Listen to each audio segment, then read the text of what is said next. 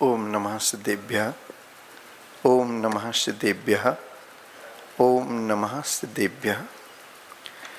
हे शांति संत अरिहंत अनंत ज्ञाता, हे शुद्ध बुद्ध शिव सिद्ध अबद्ध धाता, आचार्य वर्ग वज्झाय सुसाधु सिंधु, मैं बार बार तब पाद पयोज वंदू, मैं बार बार तब पाद पयोज वंदू। देवादिदेव श्री शांतिनाथ भगवान की जय। संत श्रोमणी आचार्य भगवंत गुरुदेव श्री विद्यासागर जी महामुनिराज जी की जय। आचार्य परमेष्टि गुरुदेव श्री समय सागर जी महामुनिराज जी की जय। वात्सल्य मूर्ति ज्येष्ठ मुनिराज श्री विनम्र सागर मुनि महाराज जी की जय। जय बोलिए पूज्य मुनि श्री आदि को लेकर श्री निसंग सागर जी महाराज आदि 24 महामुनि राजाओं की जय। पूज्य साधारण मुनिराज श्री निसर्ग सागर मुनि महाराज जी की जय। 3 कम 9 कोटि महामुनि राजाओं की जय। समाजस्थ मुनिवर श्री निकलंक सागर मुनि महाराज जी की जय। जय बोलिए पूज्य मुनि श्री निस्वार्थ सागर जी महाराज की।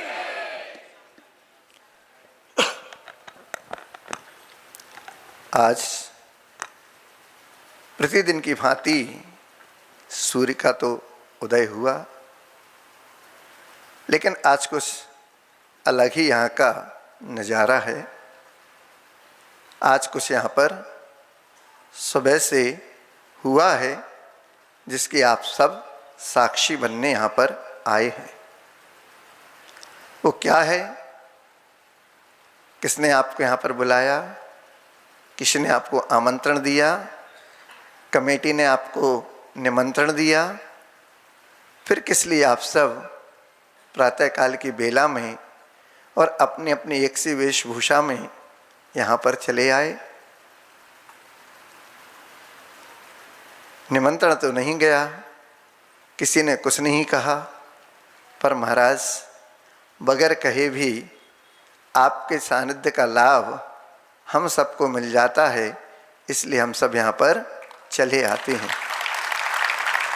आज कुछ खास तो है। प्रतिदिन की भांति पूज्य बड़े महाराज श्री का आशीर्वचन हम सबको मिलता है, पर आज कुछ और सुनने का भी मन है, क्योंकि आज आप सबका दीक्षा दिवस है। वह दीक्षा दिवस आप एक दिन मनाते हैं, तारीख से भी मनाते हैं और तिथि से भी मनाते हैं, क्योंकि शिक्षा बहुत बड़ी हो चुकी है और बच्चों को तो प्राय तिथियां याद नहीं रहती हैं। अंग्रेजी के कैलेंडर की तारीख तो जरूर याद रहती है, पर जैन धर्म इसको नहीं मानता। वह केवल तिथि के हिसाब से ही, ग्रह नक्षत्र के अनुसार ही चला करता है।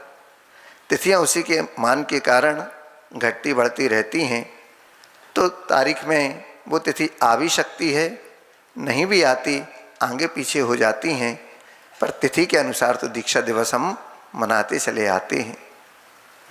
जो साधक हुआ करता है वह एक दिन दीक्षा दिवस नहीं मनाता है, वह तो अपने गुरु के आदर्श सम्मान में पल पल प्रतिपल प्रतिदिन 30 दिन 12 महीने जब तक इस देह में अंतिम श्वास है तब तक गुरु को अपनी श्वास पर विराजमान करके, अपने हृदय में गुरु को विराजमान करके और अपना दीक्षा दिवस मनाता रहता है। आज बुलौआ चलौआ में तो नहीं आए हम, लेकिन सुना था कि 2013 श्रावण शुक्ला चतुर्थी को शांतिनाथ भगवान के पादमूल में उनके समोषण में आचार्य भगवंत दिगंबर सरोवर के राजहंस संत श्रोमणी गुरुदेव श्री विद्यासागर जी महाराज के कर पल्लव से 24 ब्रह्मचारी भाइयों को जैनेश्वरी दीक्षा प्रदान की गई थी। यह सौभाग्य हमारा नहीं है, ये सौभाग्य उन आचार्य परमेष्टि के कृपा पात्र जिन्होंने प्रथम शिष्य बनने का सौभाग्य प्राप्त किया था। द्रोणागिरी में ऐसे नवीन आचार्य भगवंत गुरुदेव श्री समय सागर जी महाराज से जो धारा निश्चित हुई है और यहाँ तक बस सागर के रूप में चली आई है।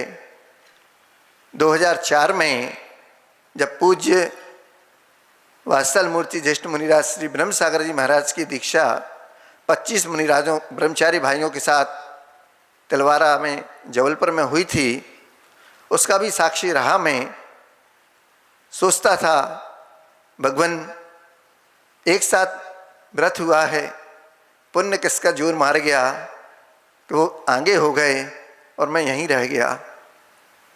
पर कहते हैं कि जिसने गुरु की आज्ञा को पालन कर लिया, जरूरी नहीं कि उसको पीछे हाथ में मिल जाए तभी शिष्य कहलाता है। अरे गुरु के हृदय में अगर उस व्यक्ति का नाम है जिसको गुरु ने बुलाकर अपने पादमूल में स्थान दिया, अपना वरदहस्त दिया और कुछ आज्ञा दे दी कि आपको ये रहकर काम करना है, तो वो आज्ञा भी हमारे लिए गुरु दीक्षा से कम नहीं हुआ करती है, क्योंकि हमने अपने आप को गुरु चरणों में सौंप दिया, समर्पित कर दिया। अब पिता को मालूम है कि बेटे को कब दुकान पे बैठाना है और कब बेटे का विवाह करना है। ये पिता जानता है। पिता को उसमें भविष्य की संभावनाएं दिखा करती हैं और कुछ परीक्षाएं भी हुआ करती हैं। उसके पश्चात 10 वर्ष तक आचार्य भगवान ने कोई दीक्षा नहीं दी। सभी ब्रह्मचारी भाई बहनें और भी जितने त्यागी वृत्ति हैं, सभी के मन में एक विकल्प आता था कि पता नहीं अब आचार्य महाराज आगे दीक्षा देंगे या नहीं देंगे। हम सब इतने सालों से व्रत नियम संयम को लेकर निर्दोष रूप से पालन कर रहे हैं, फिर भी हमारा पुण्य जागृत नहीं हो रहा। पूज्य गुरुदेव के कर कमलों से कब हमें ज्ञानेश्वरी दीक्षा मिलेगी।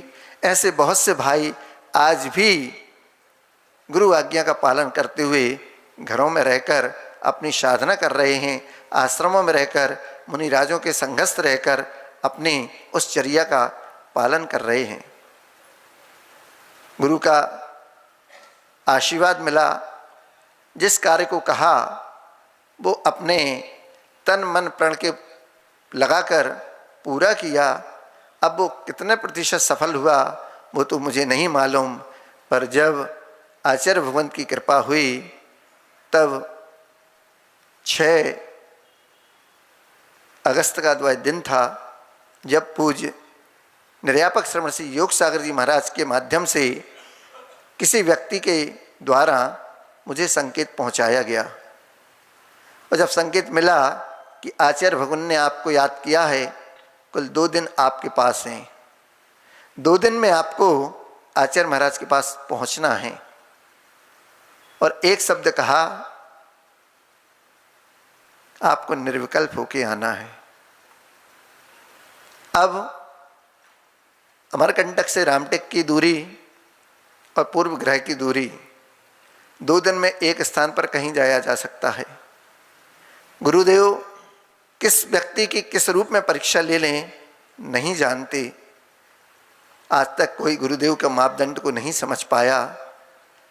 गुरुदेव ने अपनी तुला में जिसको तौल दिया वह अतुलनीय हो जाता है, उसका कोई मोल नहीं होता है। ऐसे आचार्य भगवंत की कृपा जब बरसी तो यही निर्णय हुआ कि जहाँ से छूटकर आए हैं अब वापस वहाँ क्या जाना। गुरु ने बुलाया है, कब पहुँच जाऊँ ये मन में भाव आया। और मेरे साथ में जो पूर्व अवस्था में ब्रह्मचारी दीपक भैया जी साथ में रहा करते थे, उनसे मैंने कहा पूज्य गुरुदेव का संकेत आया है, शायद कुछ अच्छा हो सकता है, चलेंगे साथ में तो अच्छा होगा। तो किसी कारणवश वो रुक गए, बोले आप पहुँचो और जैसा जो कुछ भी हो फिर मुझे बताना, मैं भी आ जाऊँगा। पहुँचे वहाँ पर तो पूज्य गुरुदेव ने मुस्कुराया पर बोला कुछ नहीं। मन में आकुलता हुई कि संकेत तो पहुँचा था, बुलाया है, 2 दिन आपके पास शेष हैं, अब बाकी क्या हो गया। मन में विकल्प तो रहता है, कहीं कुछ गलती तो नहीं हो गई। बाकी तो सब ठीक है, लेकिन गलती पर और जल्दी अगर नहीं सुनवाई हो तो पता नहीं कब तक प्रायश्चित मिले या क्या हो। जब वहाँ देखा कि और भी बहुत से भाई लोग आए हैं तो थोड़ा मन में राहत हुई कि कुछ ना कुछ अच्छा होने जा रहा है, पर कब होगा और गुरु ने तो कुछ नहीं कहा। दोपहर की कक्षा हुई, पुनः आचार्य महाराज के चरणों में गया, बैठा, नमोस्तु किया तो गुरु ने फिर मुस्कुराया तो धीरे से पूछ लिया, कहाँ से आए?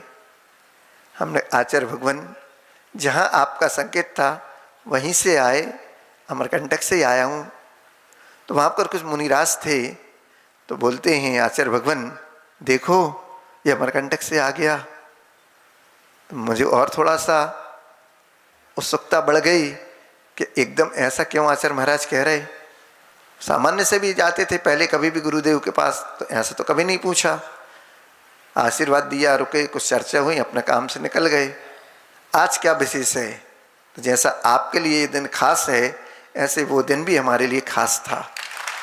तो गुरुदेव ने अपना वरद हस्त दिया और मुस्कुरा दिए और 2 दिन तक कोई वार्ता नहीं हुई।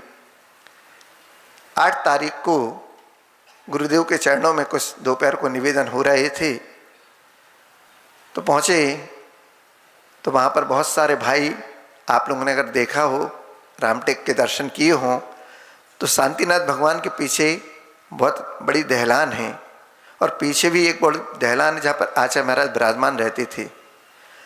वहाँ से पीछे एक कमरा था, वहाँ पर भाई लोग, पूरी दहलान और पूरा कमरा सारे भाइयों से खचाखच भरा हुआ था। किसी भी तरह से निकलना संभव नहीं हो पा रहा था कि भीतर से एक आवाज़ आती है, पूज्य बड़े महाराज श्री प्रसाद सागर जी महाराज जी बाहर आते हैं और नाम पुकारते हैं, बोले कहाँ हैं भैया, वो बुला लो उनको। चूँकि उस समय पीछे के पंख आए थे तो पीछे के पंख छील रहे थे बगल वाले कमरे में बैठकर। तो हमने कहते ना बड़े बड़े भैया लोग हैं, सब प्रतिमाधारी हैं, अपना नंबर कहाँ लगने वाला है, अपन तो अपना काम कर लो, जो होगा तो बुलाएंगे गुरुदेव। सोच के बैठे। 2 घंटे बाद पुकार हुई, कहाँ हैं भैया जी, अंदर बुलाया जा रहा। और जैसे ही अंदर से बुलाया जा रहा है सुना भाइयों ने, तुरंत मुझे रास्ता अंदर जाने के लिए मिल गया। वहाँ पर गया, बैठा गुरुदेव के चरणों में तो मेरे हाथ में तो श्रीफल था नहीं। दरवाजे के बाहर हमारी मुनिश्री खुरई के हैं, वो बहुत अच्छा लेखन कार्य भी करते हैं। उन महाराज भैया जी के पहले नाम नहीं जानते थे, पहली बार ही देखा था उनको। उनसे नारियल लिया हाथ में, हमने कहा आपका नंबर आएगा मैं बाहर आके आपको दे दूंगा। और उनके हाथ का श्रीफल अपने हाथ में लेके गुरु के चरणों में गया। अनुमोदन उनकी भी थी कि सबके लिए बुलाया तो अपना सबका नंबर है। गुरुदेव ने कहा क्या? हमने कहा कुछ नहीं, बस आपके चरणों में बैठना चाहता हूँ। आपके चरणों से बहुत दूर हो गया, अब जैनेश्वरी दीक्षा चाहता हूँ। आचार्य महाराज मुस्कुराते हुए बहुत अच्छा आशीर्वाद दिया, बोले कायुस्तर कर लो। कायुस्तर किया, नमोस्तु किया। बगल में आचार्य महाराज के दोनों निर्यापक श्रमण मुनिराज ज्येष्ठ श्री योग सागर जी महाराज और प्रसाद सागर जी महाराज खड़े थे। गुरुदेव सामने विराजमान थे, उस कापी में कुछ लिख रहे थे। हमने कुछ नहीं देखा, नमोस्तु किया, दोनों महाराज की चरण वंदना की और वापस निकल गए। बाहर सब भाई पूछते क्या हुआ? हमने कुछ नहीं हुआ, गुरुजी ने यही पूछा क्या? मैंने कहा गुरुजी दीक्षा का निवेदन, जैनेश्वरी दीक्षा चाहता हूँ। गुरुदेव ने कहा कायुस्तर कर लो। मैंने श्रीफल रखा, नमोस्तु किया और बाहर आ गया। बोले भैया लोग तो बहुत देर से 15-15 मिनट भीतर बैठे हैं। हमने हमसे कुछ नहीं कहा। अच्छी बात है। उसके पूर्व की एक भूमिका और बनी थी, जब आचार्य महाराज 2013 में ही अमरकंटक पधारे और गर्मी में रुकते हुए कुछ दिनों का प्रवास था। चूँकि भाव ये समझ में आ रहे थे आचार्य महाराज के कि अमरकंटक का अगर कार्य पूरा हो जाता तो हो सकता था पंचकल्याणक करा सकते थे, पर वहाँ पर ये कार्य नहीं हो पाया था, मंदिर का कार्य कुछ अधूरा था। तो आचार्य महाराज फिर बिहार कर गए और डिंडोरी मंडला होते हुए रामटेक पहुंच गए। वहाँ पर डिंडोरी से जब बिहार किया तो मोहनिया पटपरा नाम का एक गांव पड़ता है, वहाँ सुबह बिहार करके पहुँचे तो वहाँ पर कमरे में वैयावित्ति के निमित्त से मैं, दीपक भैया जी और हमारे अमरकंटक के कोषाध्यक्ष मनीष जी बुढ़ार वाले तीनों अंदर थे। गुरु जी से निवेदन किया तो वैयावित्ति करते समय थोड़ी सी चर्चा हुई। तो चर्चा ये चली कि जो अमरकंटक में आपने सहस्कुट का आशीर्वाद दिया है वो सहस्कुट में क्या होगा। इतना बड़ा वो सहस्कुट है, 151 फुट की ऊंचाई में जाने वाला है, कहीं पे 81 फुट है, कहीं 101 फुट है, कहीं 216 में है, आदि आदि। तो मानस्तंभ का तो एक रूप है, लेकिन सहस्कुट में 1008 प्रतिमा तो होंगी, तो किस रूप में रखना है, क्या होगा वो। तो आचार्य जी बोले सोच तो रहा हूँ मैं क्या करना है। तो मैंने कहा आचार्य महाराज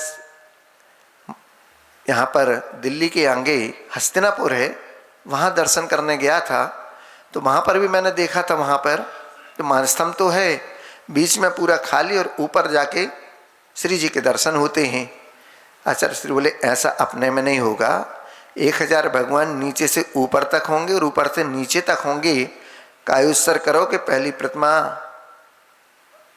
का सौभाग्य आपको मिले।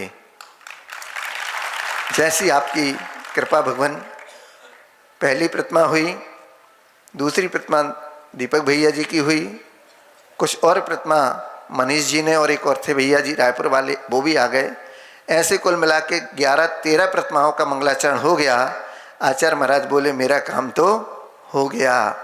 सहस्कुट और पहली प्रतिमा का सौभाग्य दिलाया आचार्य भगवंत ने कि जिन्होंने भी भगवान की प्रतिमा को सहस्कुट में विराजमान किया है, फिर उसको भगवान बनने में देरी नहीं लगती है।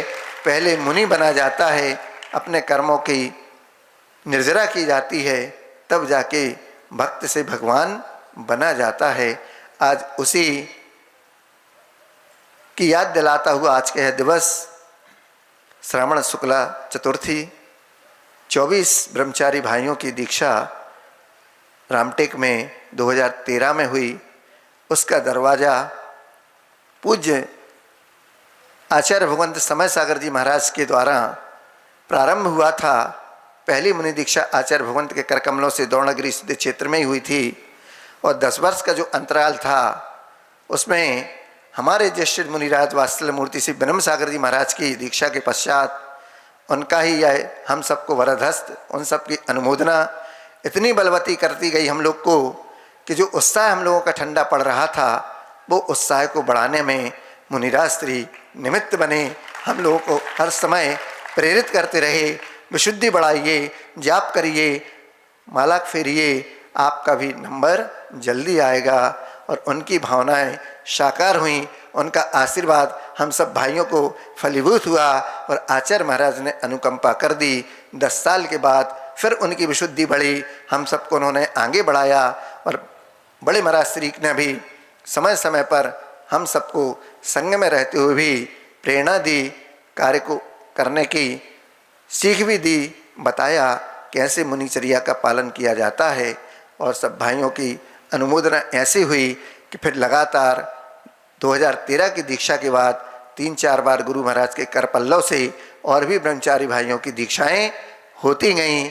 रामटेक से अब निकले चातुर्मास के बाद नेमावर आए, भोपाल चतुर्मास हुआ, फिर विदिशा चातुर्मास में 4 मुनि दीक्षा हुई। वहाँ से गए तो फिर बीनावारा में 3 मुनि दीक्षा हुई, फिर ललितपुर में पहुँचे तो 10 मुनि दीक्षाएँ हुई। उसमें भी नामकरण नी सीरीज का ही आचार्य महाराज ने रखा। ना से ही उन सभी मुनिराजों की दीक्षाएं हुई थीं जो 10 ललितपुर में मुनि दीक्षाएं हुई थीं। उन सब मुनिराजों को आज मैं इस मंच के माध्यम से सादर नमोस्तु निवेदित करता हूँ। सारे मुनिराजों को सबके ओर से आप ज्येष्ठ मुनिराजों को भी नमोस्तु निवेदित करता हूँ।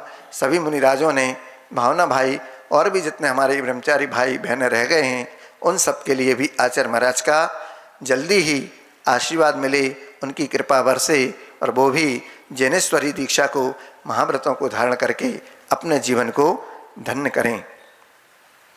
आज का है पावन दिवस उस स्मृति को साक्षात जीवंत करता है।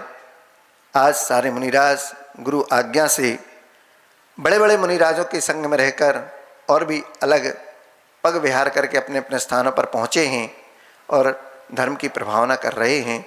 ऐसे मेरे समस्त साधर्मी मुनिराजों को नमोस्तु निवेदित करते हुए दीक्षा दिवस की उन सबको हार्दिक शुभकामनाएं प्रेषित करता हुआ वे अपने लक्ष्य को यथाशीघ्र प्राप्त हों ऐसी मंगल भाता हूँ, भावना करता हूँ। आचार्य भगवान कहते थे कि वर्तमान काल पंचम काल है, हुंडा अवसर्पणी काल है, उस पर भी हिंसेनन है। तीर्थंकर प्रभु का तो अभाव है ही, साक्षात रिद्धिधारी मन प्रज्ञानी अवधि ज्ञानी मुनिराजों का भी अभाव है। हम सबका कितना पुण्यहीन है, लेकिन फिर भी आचार्य महाराज का पुण्यहीन हो सकता है, ऐसा आचार्य महाराज अपने मुख से कहते थे। लेकिन हम सबका पुण्य इस पंचम काल में भी सातिशय बहुत है। कम से कम हमने ऐसे गुरु महाराज के काल में जन्म ले लिया, ताकि तीर्थंकर को तो नहीं देखा पर तीर्थंकर समान चलते फिरते वर्तमान को देखा है। उनकी सेवा वैयावृत्ति करने का सौभाग्य प्राप्त किया है। उन्हीं के करपल्लों से जो हमको ये सब दीक्षाएं आदि मनाने का सौभाग्य प्राप्त हुआ है। इन सब के महान जो यजमान हैं वो ही आचार्य भगवंत गुरुदेव श्री विद्यासागर जी महामुनिराज हैं, जिनकी कृपा पात्र से आज हम सब यह दिवस मनाते भी हैं और इसके साक्षी बनते भी हैं। आचार्य सोमदेव सूरी जी कहते हैं, काले कलौ चले चित्ते देहे चान्नादि कीटके एतत् चित्त यददापि जिन रूप धरु नरः। वर्तमान काल पंचम काल है, हुंडा अवसर्पणी काल है, हिंसैनन है और यह देह हमारी जो है वह चित्त है, चंचल चित्त है। शरीर जो है चंचल चित्त है, चलायमान है। जिस प्रकार बंदर है एक डाल से दूसरी डाल पर कूदता रहता है, स्थिर नहीं रहता है, उसी प्रकार हमारे यह देह मन के वशीभूत होकर चलायमान हो जाता है, चंचल चित्त हो जाता है।